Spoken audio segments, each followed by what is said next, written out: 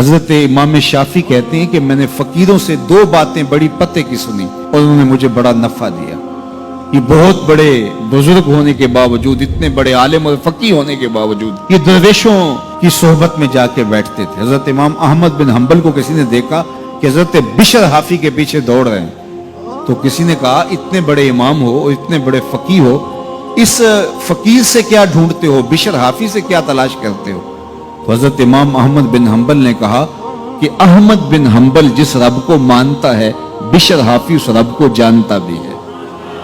तो फकीरों की बातें बड़ी पते की होती हैं। तो कहते हैं कि फकीरों की दो बातों ने, इमाम शाफी बोले, कि मुझे बड़ा फायदा दिया। एक तो ये अल वक्तो सैफुन कातिउन, वक्त काट देने वाली तलवार है।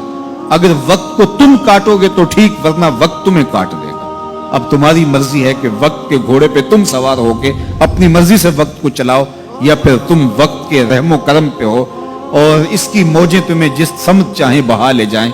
अब तुम्हारा इख्तियार है कि तुम अपना वक्त कैसे गुजारते हो। दूसरी बात जिसने मुझे बड़ा नफा दिया वो ये कि अपने आप को नेकी के कामों में लगा दो, वरना नफ्स तुम्हें बुराई के कामों में मशगूल कर देगा। अपने इर्द गिर्द ताना बाना ऐसा बुन लो, अपने हालात ऐसे बना लो, अपनी दोस्ती ऐसी वजह कर लो कि तुम नेकी के माहौल में रहो, वरना शैतान बुराई के अंदर मुब्तला करने में देर नहीं करेगा और नफ्स तुम्हें जो है वो शर में मुब्तला कर देगा।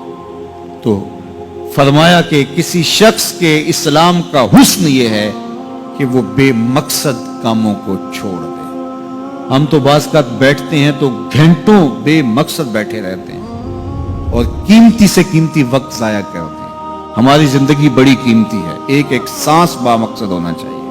हजरत उवैस करनी रदी अल्लाह ताला अन्हु को हजरत उमर रदी अल्लाह ताला अन्हु और हजरत अली मुर्तजा रदी अल्लाह ताला अन्हु मिलने गए। हुजूर का सलाम दिया, हुजूर का पैगाम दिया।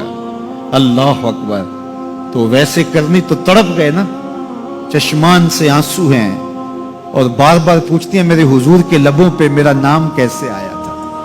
हुजूर ने कहा था ना कोई उवैस बिन आमिर को मिले और मेरा सलाम दे और उससे कहे कि मेरी उम्मत की बख्शिश की दुआ करे। अल्लाह अकबर। तो ये मिलने गए हुजूर की वसीयत और हुक्म के मुताबिक, हुजूर का सलाम दिया। तो ये बार बार कहते थे हुजूर के लबों पे मेरा नाम कैसे आया। अल्लाह अकबर। तो जब ये तड़प देखी तो कहा इतनी मोहब्बत और इतना प्यार तो हुजूर को मिलने नहीं आए, हुजूर को देखने नहीं आए। तो हजरत उवैस करनी फरमाने लगे तुमने मेरे हुजूर को देखा है? तो ये खामोश हो गए। तो कहने लगे मैंने नहीं ना देखा तो मुझसे पूछ लो, तुम पहले बताओ कि हुजूर के अबरू जुड़े हुए थे या खुले हुए थे?